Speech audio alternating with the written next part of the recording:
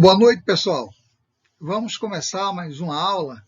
Hoje a segunda parte das ondas periódicas. E hoje vamos falar um pouco sobre a matemática dessas ondas.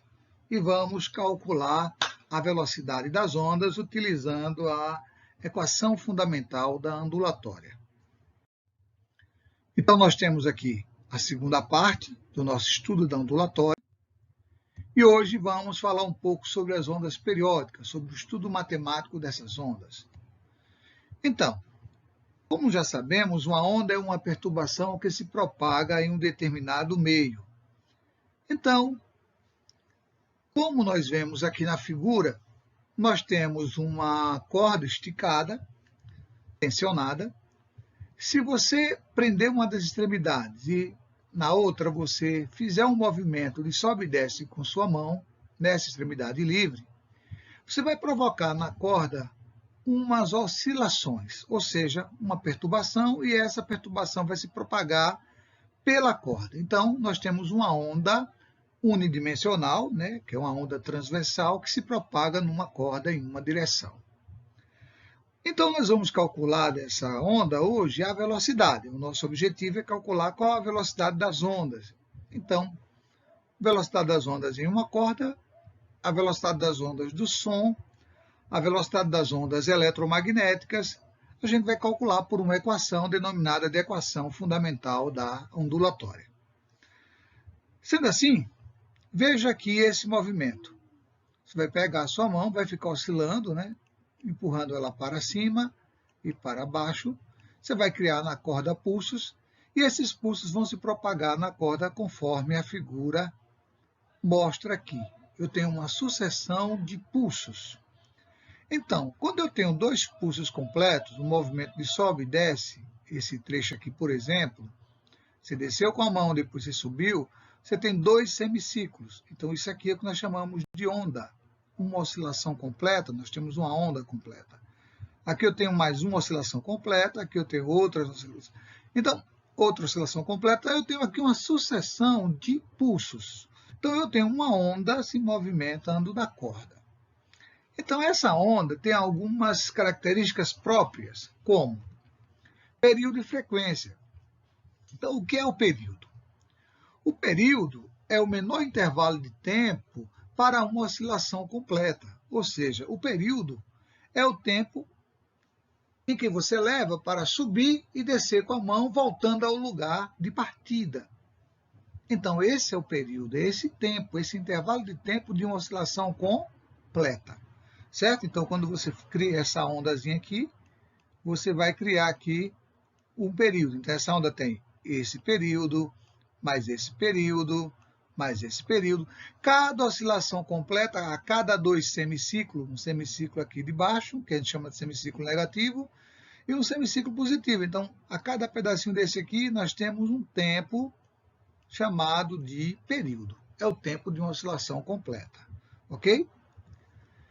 E como você tem uma sucessão de pulsos, você tem uma frequência, ou seja, você tem um número de ondas que vai se propagar aí, num determinado intervalo de tempo. Esse tempo já não é mais o período, porque eu tenho vários períodos. Então, como é que eu acho a frequência? Você vai pegar o número de oscilações completas que você tem, aqui, ó, 1, 2, 3, e você vai ter o tempo total. Então, você vai pegar o número de oscilações completas e dividir pelo tempo. Portanto, em uma oscilação completa, se eu tiver 1 no lugar de n, tá ok?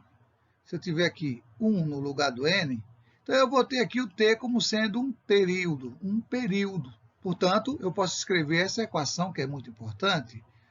O período e a frequência estão relacionados conforme essa equação. A frequência é o inverso do período. Ok, pessoal? Muito bem. Outra grandeza importante que nós temos é o comprimento de onda. Então, vamos lá. Para você entender melhor, vejamos a figura 2. Olha, eu tenho aqui um sucessivo número de pulsos. Então, na onda, eu vou ter aqui, partiu daqui um ponto máximo, depois um ponto mínimo, depois um ponto máximo, depois um ponto mínimo. Esses pontos de máximos e mínimos da onda nós chamamos de crista e de vale.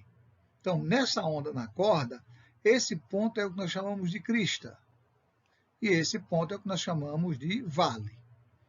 Então, a distância entre duas cristas sucessivas vai corresponder a uma oscilação completa. Então, veja, ó, esse pedaço aqui, ó, duas cristas sucessivas, vai corresponder a uma oscilação completa. Ou entre dois vales, ó, aqui, ó, esse aqui, ó, dois vales. Então, é importante entender que o comprimento de onda é a distância que a onda percorre em uma oscilação completa. Vamos dizer assim, é o comprimento de onda. Tá? De maneira geral, vamos pensar assim, ou a distância entre duas cristas ou dois vales consecutivos, ok? Então, nós temos aqui o comprimento de onda. Então, veja a figurinha aqui. Uma crista, um vale e outra crista. Então, essa distância aqui é o meu comprimento de onda. Então, é uma grandeza importante, que é o comprimento de onda, que é medido no SI em metros. Outra grandeza importante é a amplitude da onda. A amplitude da onda está relacionada com a potência, com a energia que essa onda transmite. Então, quanto maior a amplitude da onda, maior a energia que ela vai transmitir de um ponto a outro. Tá certo? Então, se você pensar numa tsunami, que é uma onda gigante, ela tem uma amplitude alta, então, porque ela transmite uma grande quantidade de energia. Ok? Então, a distância entre a crista e essa linha tracejada, nós chamamos de nível de equilíbrio, é o nível de equilíbrio da onda. Essa distância entre a crista e o nível de equilíbrio, ou entre o vale e o nível de equilíbrio, é o que nós chamamos de amplitude da onda, que está relacionada com a energia que a onda transporta. Ok, pessoal? Também no SI dada em metros. Muito bem, velocidade da onda. Nós falamos de período, de frequência e de comprimento de onda. A equação da ondulatória, chamada de fundamental, ela faz a relação entre essas grandezas, ela é muito importante. Então vejamos, se eu tenho aqui essa onda aqui eu tenho uma fonte de onda que vai gerar aqui as ondas. Então essa fonte de onda está oscilando para cima e para baixo, ela oscila aqui para cima e para baixo, gerando aqui uma determinada frequência. Então essas ondas têm a frequência da fonte que deu origem às ondas. Por exemplo, quando a gente fala, cada um você escuta com uma frequência diferente. A gente pode emitir sons que o nosso ouvido pode captar, né, e identificar entre 20 e 20 mil Hz, cenas do próximo capítulo de acústica. Mas a frequência da onda está associada à fonte que dá origem à onda. Nós chamamos de fonte sonora, certo? Então, uma fonte aqui sonora vai provocar nessa corda essa onda, ok? Então, essa onda vai se propagar, vamos dizer aqui, para a direita, com uma certa velocidade v. A velocidade de propagação dessa onda vai depender da frequência, da fonte que dá origem à onda, aqui, da frequência das ondas, e vai depender do comprimento de onda. É claro que essa velocidade ela depende de outras grandezas, mas no momento não vamos tratar delas. Como, por exemplo, numa corda, essa velocidade ia depender da densidade da corda. No ar, essa velocidade ia depender da densidade do ar. Na água, da massa específica da água ou de qualquer outro líquido.